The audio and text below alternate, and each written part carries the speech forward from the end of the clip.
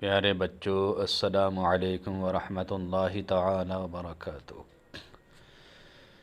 آج آپ پڑھیں گے فارسی کی پہلی کتاب کا صفحہ نمبر 48۔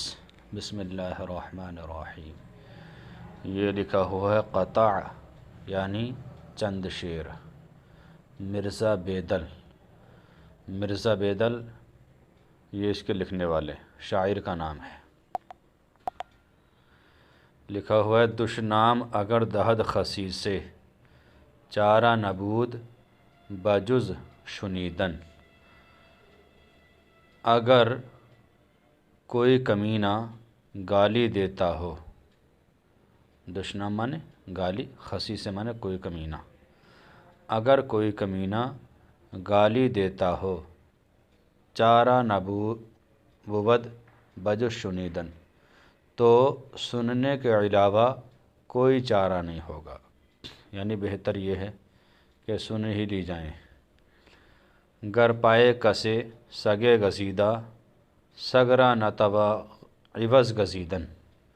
اگر کسی کے پاؤں میں کوئی کتا کاٹ لے، اگر کسی کے پاؤں میں کوئی کتا کاٹ لے، سگرا تو کتے کو بدلے میں کاٹا نہیں جا سکتا۔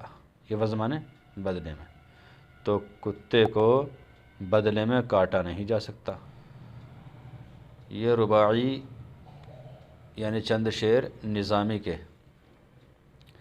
پیغام خدا نخست آدم علیہ السلام آورد، انجام بشارت ابن مریم آورد۔ خدا کا پیغام سب سے پہلے آدم علیہ السلام لائے، اور ان کے بعد عیسیٰ علیہ السلام خوشخبری لائے۔ با جملہ رسول نامہ بے خاتم بود، تمام رسولوں کے ساتھ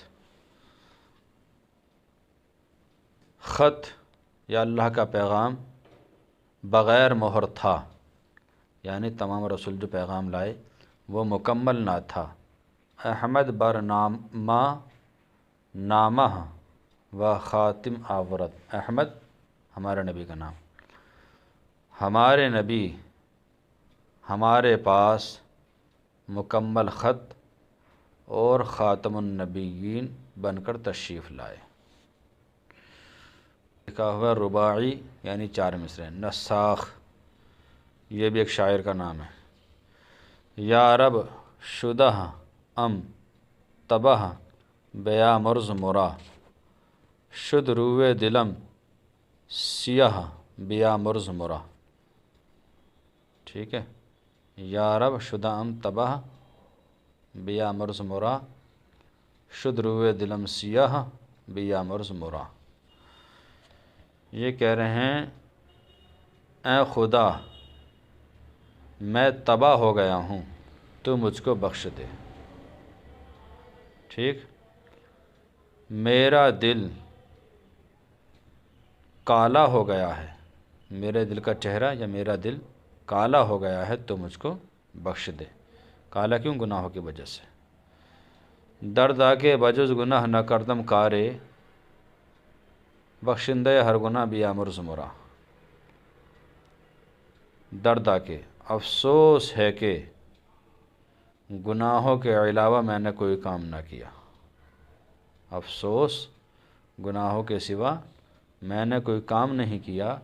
بخشندے ہر گناہ، اے ہر گناہ کو بخشنے والے تو مجھ کو بخش دے۔ اے ہر گناہ کو بخشنے والے تو مجھ کو بخش دے۔